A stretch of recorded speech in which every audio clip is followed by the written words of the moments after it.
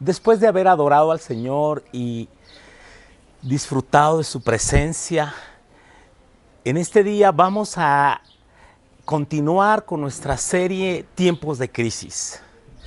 Durante todos estos meses en los cuales Dios nos ha permitido vivir esta crisis como iglesia, como naciones, en medio de esa crisis podemos ver que Dios ha estado con nosotros, que su amor, que su gracia, que su bendición está.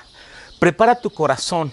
En este día vamos a hablar de una faceta en la vida del rey David y en la historia del reino de Judá e Israel, que nos deja grandes lecciones de vida. Sí, es la ocasión en que David censa al pueblo y vino una gran crisis, una epidemia, una peste que trajo la muerte de 70,000 personas. Hoy vamos entonces a meditar la palabra de Dios. Acompáñame, toma tu Biblia en tu mano, toma tu cuaderno para tomar notas y dispón tu corazón para que el Señor te hable y seamos obedientes a su palabra. Acompáñame pues en el segundo libro de Samuel, capítulo 24, a partir del versículo 1. Volvió a encenderse la ira de Jehová contra Israel e incitó a David contra ellos a que dijese: ve y haz un censo de Israel y de Judá. Y dijo el rey a Joab, general del ejército que estaba con él: recorre ahora todas las tribus de Israel, desde Dan hasta Beerseba, y haz un censo del pueblo para que yo sepa el número de la gente.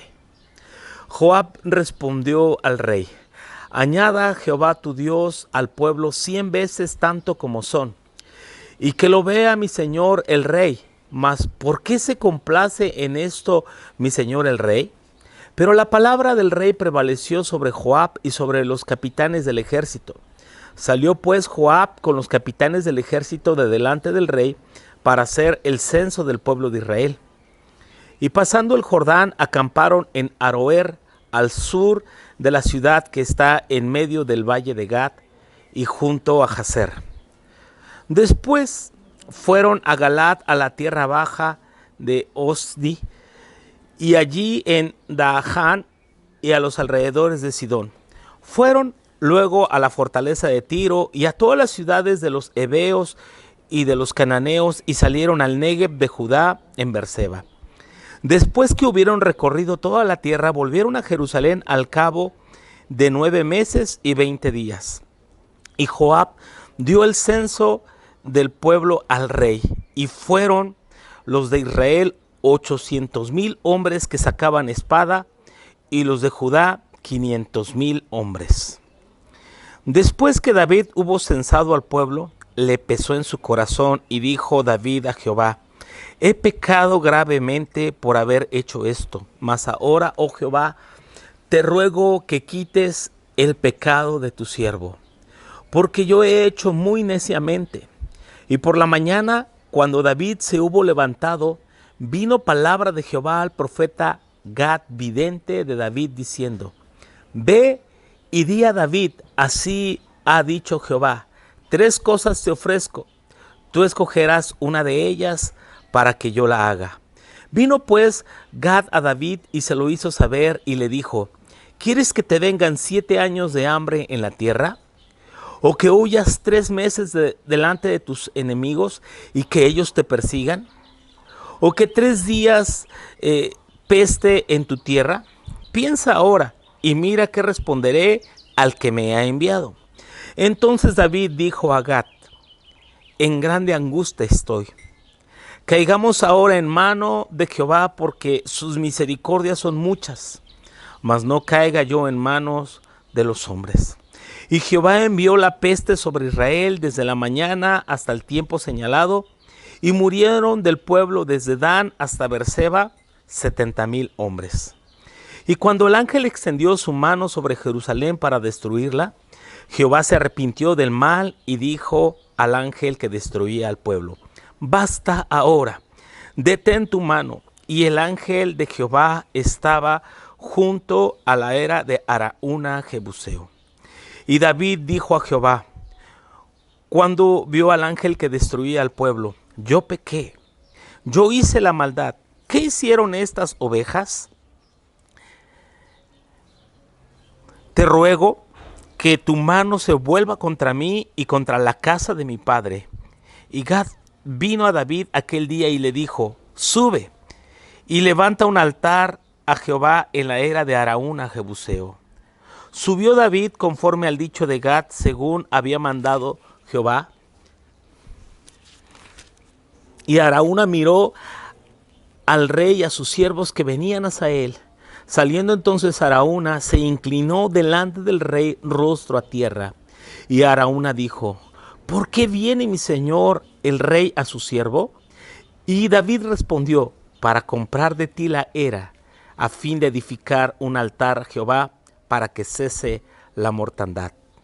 Y Araúna dijo a David: tome y ofrezca mi señor el rey lo que bien le pareciere. He aquí los bueyes, el holocausto, y los trillos, y los yugos de los bueyes para la leña.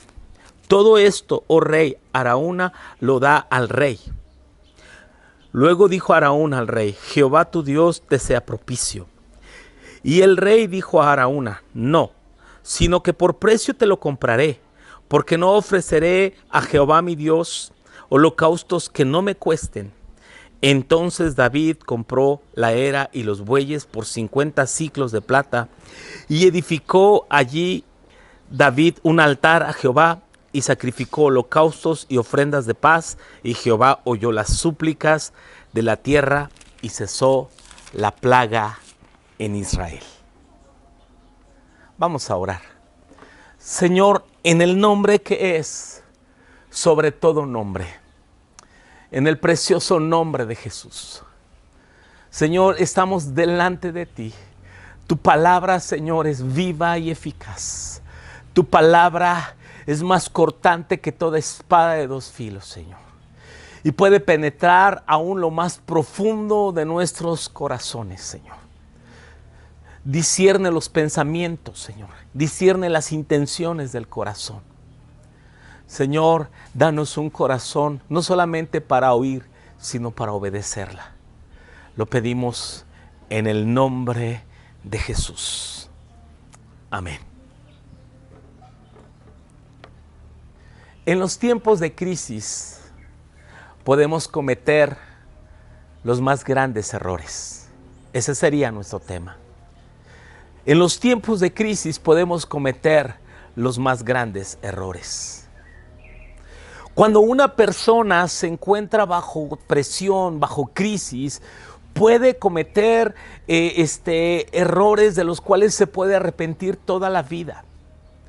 Un hombre alterado puede herir a su esposa, herir a sus hijos, y no es algo que había premeditado, pero si se deja cegar por la ira, puede cometer un error que lo lamentará siempre. Una mujer que tenga problemas con su esposo y en sus relaciones, en su comunicación, y esa ausencia de comunicación y de comunión con su esposo expone a esta mujer para ser infiel a su marido y viceversa. Los hijos que no tienen una buena relación con sus padres, es fácil que caigan en manos de delincuentes, de manos de personas que los van a desviar a un camino vano o vil. Por eso en este día vamos a aprender acerca de la vida de David, que estando él a cargo del reino de Israel. Y miren, David fue un gran guerrero, por supuesto que fue un gran rey. Sin embargo, David es conocido también por, no solamente por sus virtudes, por sus salmos, sino también porque David era un hombre común, que sus errores, que sus decisiones le llevaron a traer graves consecuencias. Uno de ellos, el más conocido, es el asunto de adulterio y homicidio intelectual que cometió con Betsabé y mandó asesinar al esposo de esta, Urías Eteo. Este otro es lo tocante al censo. Y hay otros más. tocante a su carácter como padre, cómo no pudo guiar a sus hijos y esto le trajo serias consecuencias.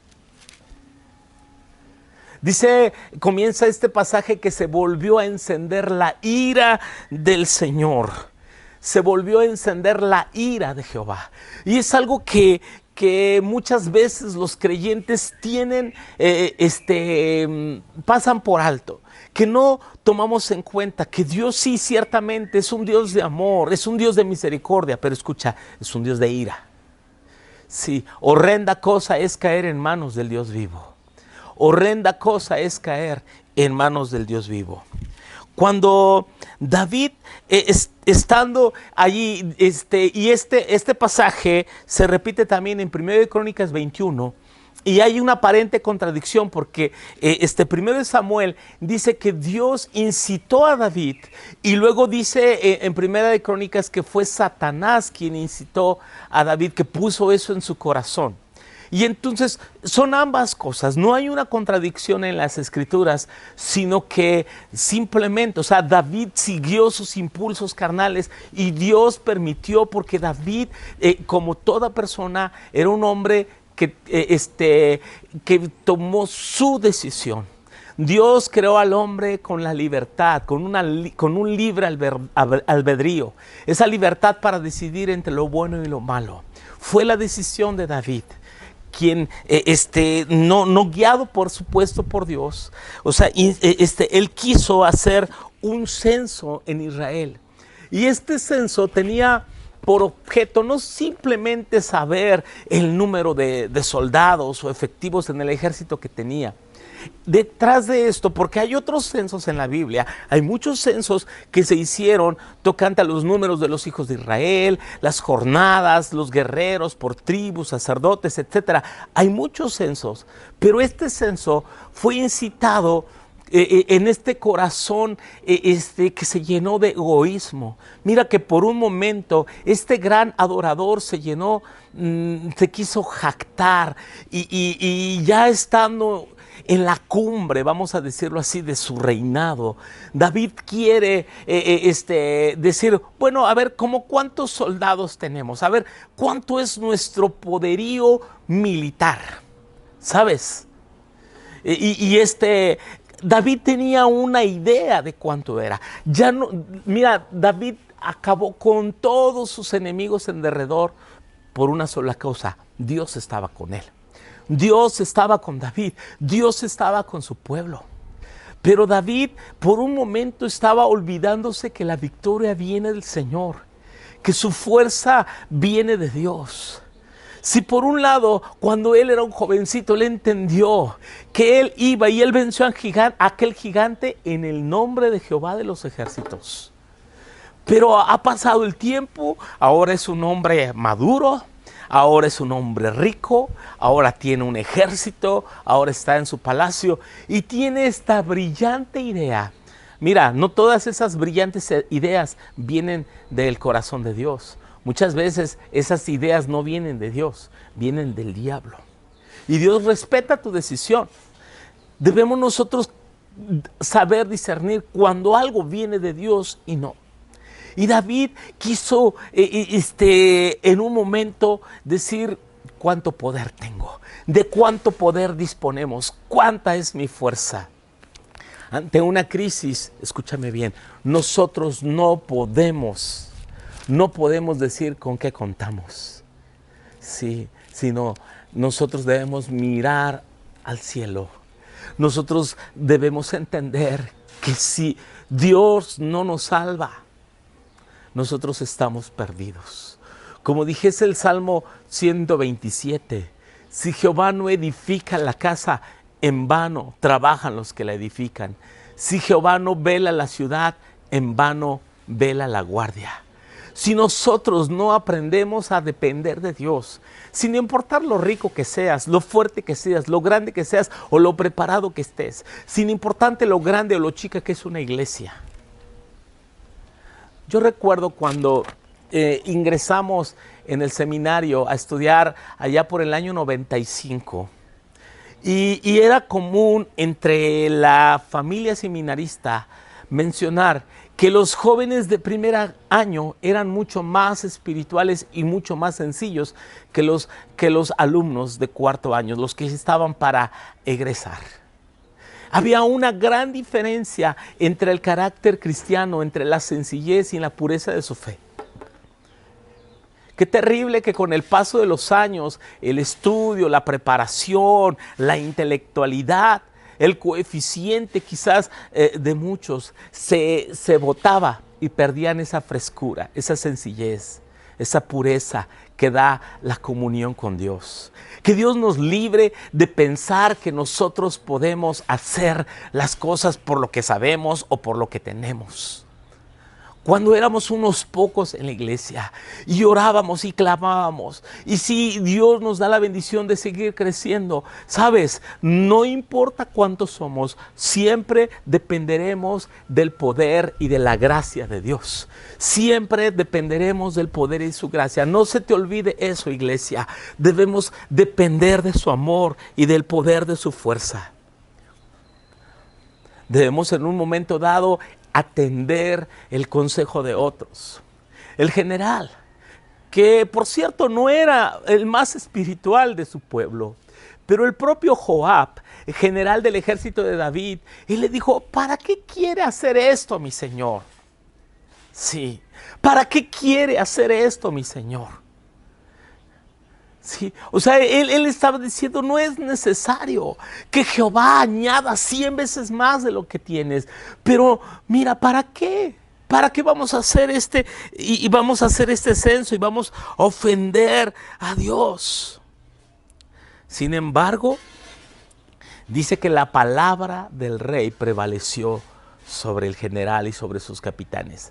Así es que como la orden del rey era apremiante, ellos simplemente cumplieron y recorrieron la tierra de Israel, sí, desde el norte, desde Dan hasta Beerseba. Todos ellos recorrieron la tierra durante más de 9 meses.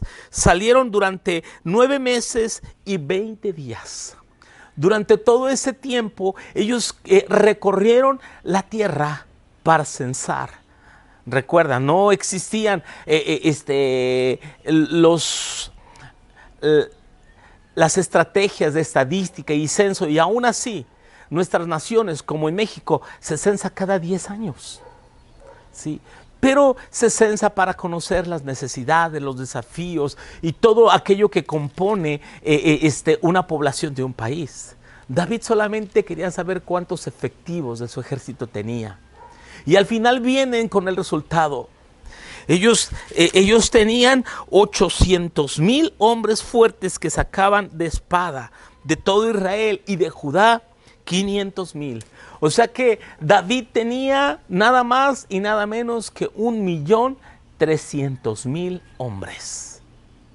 Si tú googleas, si tú tecleas en el internet cuántos efectivos tiene cada ejército del mundo, te vas a encontrar que uno de los ejércitos más poderosos del mundo es China, con algunos millones de efectivos. Pero piensa nada más en el territorio de Israel, en los tiempos de David, hace como 3,000 años atrás, que tenían 1,300,000 soldados.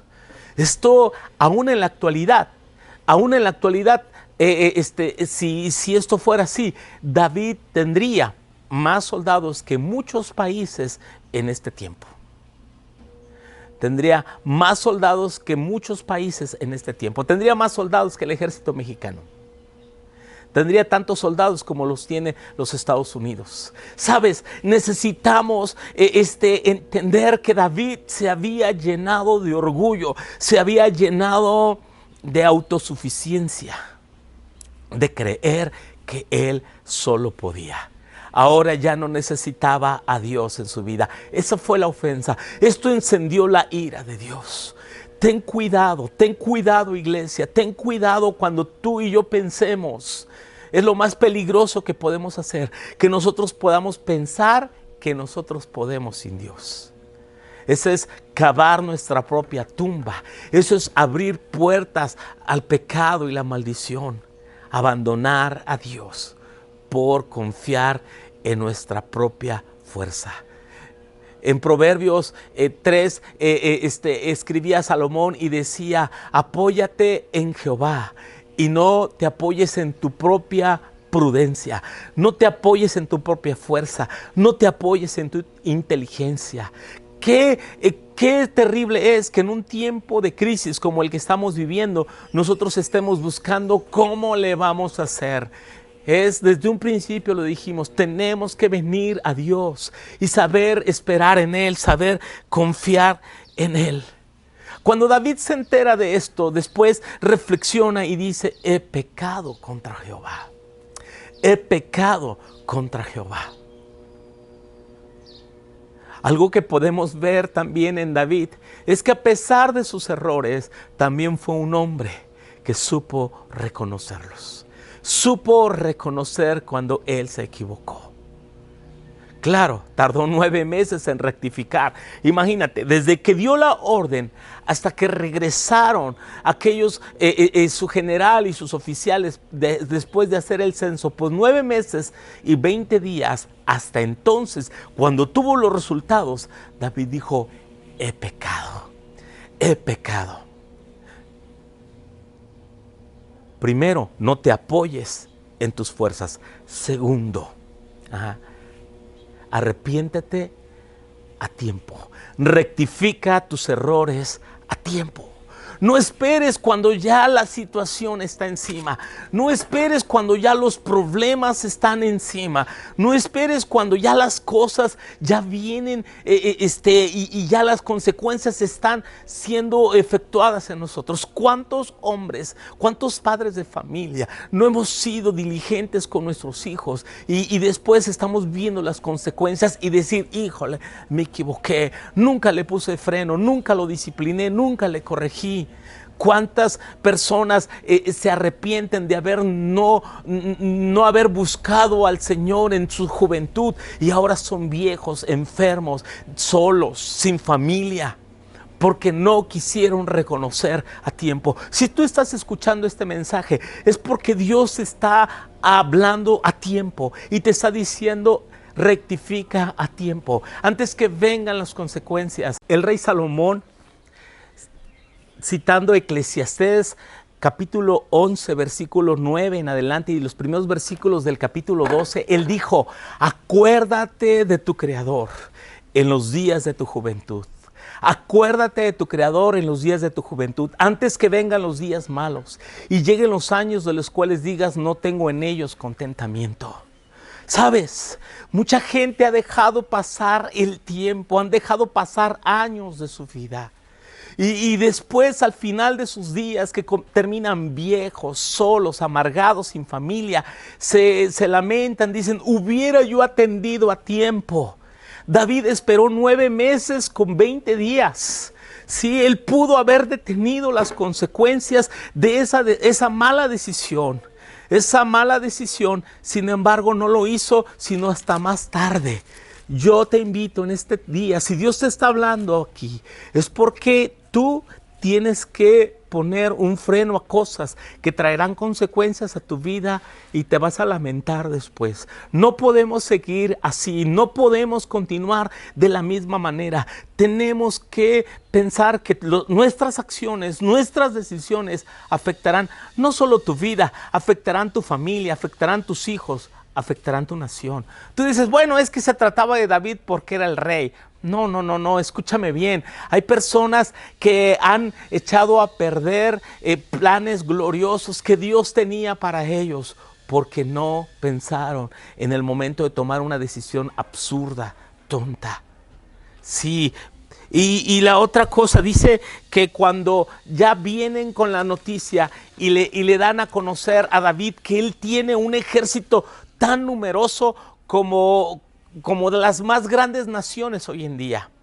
1.300.000 soldados. 1.300.000 soldados que sacaban espada. Tenía 800.000 de Israel y 500.000 de Judá. Eso ocurrió hace como 3.000 años atrás.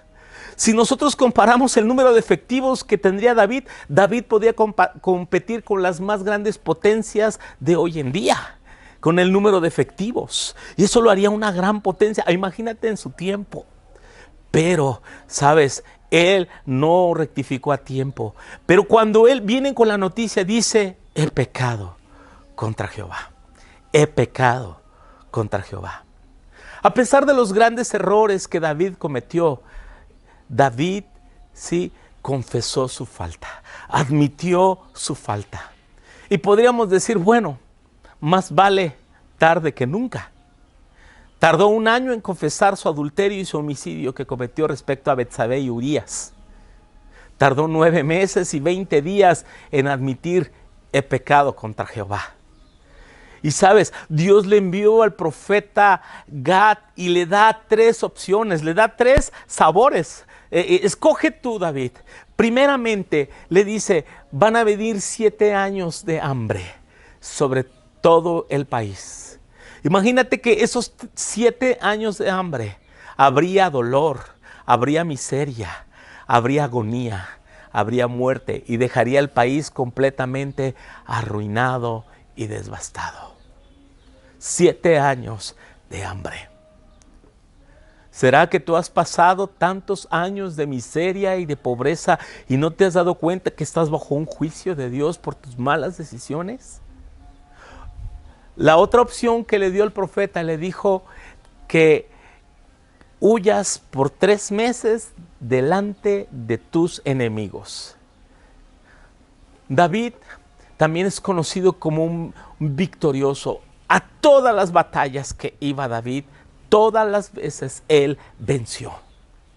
Salomón no tuvo nada que pelear ya. Él solamente hizo tratados comerciales y se enriqueció y extendió los dominios y hasta flotas marítimas y todo eso hizo Salomón. ¿Sabes por qué? De hecho, Salomón significa pacífico, porque David acabó con todos los enemigos en derredor.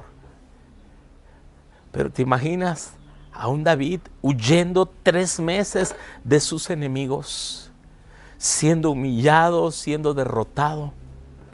Sí, qué terrible es que a veces el creyente no se da cuenta que se ha vivido huyendo y se ha vivido de derrota en derrota, de derrota en derrota. Dios dijo, Él diseñó que tú y yo viviéramos de triunfo en triunfo y de victoria en victoria en Cristo Jesús. Ese es el plan y propósito de Dios. Sí, y que en tu casa haya bien, haya bienestar, haya favor. Y que en medio de los conflictos, cuando viene el conflicto, confiamos en Dios, dependemos de Él. Y la tercera, le dijo el Señor, o 3 días de peste en tu tierra. David, por primera vez en esta historia, hace algo muy prudente. Y él dijo, en medio de toda la tragedia que está sucediendo, y dijo, estoy en las manos de Dios. Mejor es que esté yo en las manos de Dios que caiga yo en las manos de los hombres. Así que al parecer fue la tercera opción y Dios envió una peste sobre Israel desde la mañana hasta el tiempo señalado y murieron 70,000 personas. Qué triste consecuencia sufrió su reino por una decisión egoísta, soberbia, orgullosa. ¿Cuántas consecuencias habrá para aquellos que no pensamos cuando tomamos decisiones basados en nuestro orgullo, en nuestra vanidad? No más para ver qué se siente, no más para ver cómo me veo. Sí, y a veces trivialidades, cosas sin sentido echan a perder grandes planes, grandes sueños. Así que esa peste se vino y el ángel extendió su mano para destruir Jerusalén. Sin embargo, dice la escritura que el Señor se arrepintió. Dice el versículo 19, Jehová se arrepintió, sí, de aquel mal y dijo el ángel que destruía al pueblo, basta ahora, detén tu mano. Y es nuestro deseo y es nuestra oración y estamos pidiendo cada día que Dios diga a ese ángel que está destruyendo y está quitando vidas en todo el mundo. detén tu mano, que a través de la violencia, a través de la enfermedad, a través de esta epidemia, que Dios pueda decir al cáncer, detén tu mano, que Dios pueda decir a toda enfermedad, que Dios pueda decir al coronavirus, detén tu mano, que Dios pueda parar la violencia en nuestras ciudades, en nuestras naciones, y Dios diga, detén tu mano, detén tu mano. Y sabes, algo que puede detener la mano de Dios, primeramente, es un corazón arrepentido. Número 2, otra cosa que puede detener el juicio es una adoración verdadera. Sí, dice la Biblia que cuando David miró al Señor y vio al ángel que destruía al pueblo, verso 17, él se postró delante del Señor y él dijo, yo pequé, yo hice esta maldad. ¿Qué mal hicieron estas ovejas? Como padres de familia, como líderes de las iglesias, como gobernantes, te estoy hablando a ti. Sí, necesitamos reconocer que nuestras decisiones han traído consecuencias a nuestro pueblo, a nuestra familia, a nuestra gente. Pero si nosotros nos volvemos a Dios, quizás Dios tenga misericordia. Mira, la Biblia dice que murieron 70,000, pero es muy probable que iba a morir todo ese 1,300,000 que David había censado. Tú dices, pero son muchos, sí, pero no son todos. Han muerto mucha gente hoy en día y quizás nuestro arrepentimiento detenga ese juicio, esa tempestad que ha venido sobre la tierra y que le digamos, Señor, detén tu mano, detén tu mano. ¿Sabes? En el lugar donde el ángel se detuvo era un lugar conocido como la era de Araúna Jebuseo. Araúna era un habitante de Jebús, que antes era el nombre que se le daba a Jerusalén. Era un jebuseo, un descendiente de los cananeos que habitaba ahí y que habían sido sometidos y conquistados por David. Y este jebuseo, al ver al rey que viene, porque es enviado por el profeta para edificar un altar al Señor y ofrecer sacrificios de paz en ese lugar donde había detenido el ángel su mano. Es ese pequeño monte conocido hoy como el Monte de Sión, donde se construyó el templo más tarde. En ese lugar David llega y este jebuseo sale a encuentro y le ofrece el terreno, le ofrece los bueyes, le ofrece la leña, le ofrece todo y dice, tómelo mi señor el rey. Y David contestó como debe contestar un verdadero adorador. Y él le dijo a Araúna jebuseo, él le dijo, no, verso 24, sino por precio. Dice, te lo compraré porque no ofreceré a Jehová mi Dios holocaustos que no me cuesten nada. Escúchame bien, la adoración cuesta. La adoración cuesta. Adorar a Dios es costoso porque implica sacrificio, implica darnos de todo el corazón. Si David estaba consciente de que su livianidad había traído muerte y dolor, él dijo, no, yo voy a ofrecer un sacrificio, mi mejor ofrenda, mi mejor adoración, mi mejor sacrificio. Y escúchame, iglesia, Dios está llamando a los valientes, está llamando a los adoradores a ofrecer lo mejor de su vida, lo mejor de su corazón, lo mejor de sí mismos. Y Dios está dispuesto a sanar nuestras tierras. Dios está dispuesto a sanar nuestras naciones, nuestras ciudades, nuestros pueblos, si nosotros nos volvemos a Dios. La gente está buscando que descubran vacunas contra las diferentes enfermedades que hay, o curas, pero escúchame bien, la cura mejor es el arrepentimiento de la iglesia y la adoración genuina, la adoración que se desborda en generosidad, en sacrificio, en amor, con todo su corazón, con toda su alma, con todas sus fuerzas. Sabes, dice la Biblia que Dios fue propicio y se detuvo la mortandad. Dios fue propicio a David, que a pesar de sus errores, él supo rectificar y Dios respondió a su holocausto. Más tarde, ese lugar, sí, en ese lugar se edificó el templo de Dios. El templo de Dios lo construyó Salomón con todos los preparativos, con todos los ahorros, con todos los tesoros que David preparó. Es conocido como el Templo de Salomón, una majestuosidad de lujo, de exceso, de gloria. Pero sabes, le llaman el Templo de Salomón, pero sería correcto decir el templo que Salomón construyó con lo que ahorró y ofrendó David. Sabes, tú y yo debemos nosotros en este tiempo venir a Dios en reconocimiento que hemos hecho cosas sin pensar, solamente para alimentar nuestro ego. Número 2, nosotros debemos rectificar a tiempo. Estamos a tiempo, iglesia, estamos a tiempo de rectificar aquellas cosas, nuestras malas decisiones. Y aunque quizás habrá consecuencias, pero evitaremos consecuencias mayores. Evitaremos consecuencias mayores. Y en tercer lugar, ofrezcámonos en adoración, ofrezcámonos en ofrenda delante del Señor y digamos: Señor, aquí estoy, te doy mi vida, te doy mi amor, te doy mi fuerza, te doy mi pasión, Señor, me rindo a ti. Vamos, ahí donde estás, levanta tus manos, ponte de pie y empieza a adorar al Señor y dile: Señor, te necesito. Señor, perdona los pecados con que hemos pecado contra ti, perdona nuestros errores, perdona nuestras faltas, perdona aquellas malas decisiones, Señor, que hicimos sin tomar en cuenta el consejo, sin tomar en cuenta las consecuencias que vendrían. Solamente pensamos al momento, tomamos decisiones fugaces. Señor, perdona el pecado de los jóvenes que se dejaron llevar por sus amigos, que se dejaron llevar por aquellas cosas que les trajeron consecuencias para toda la vida, por sus pasiones fugaces. Señor, perdona. Hoy venimos delante de ti, Señor. Queremos, Señor, reparar ese altar. Queremos, Señor, ofrecernos, Señor, en sacrificio vivo, santo y agradable a ti. Señor, hoy nos ofrecemos, Señor. Aquí estamos. Toma nuestras vidas, Señor. Toma nuestras vidas, sana nuestra tierra. Detén tu mano, Señor, y que cese la mortandad. Detén tu mano, Señor. Detén tu mano para que vengan sanidades, para que vengan prodigios, para que vengan milagros. Señor, detén tu mano, Señor, para que los juicios se detengan en la tierra.